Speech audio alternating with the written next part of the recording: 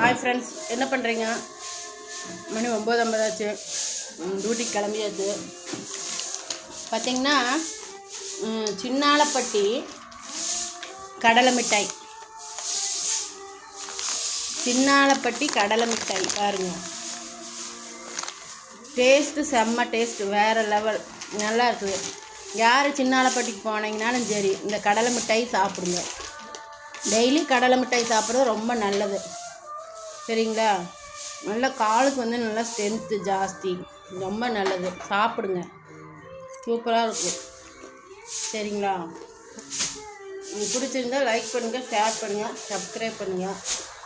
பார்த்திங்கன்னா அப்புறம் இன்னொன்று, அதுலேயே பார்த்திங்கன்னா இன்னொன்று சின்னது, இது கடலை மிட்டாய் தான்.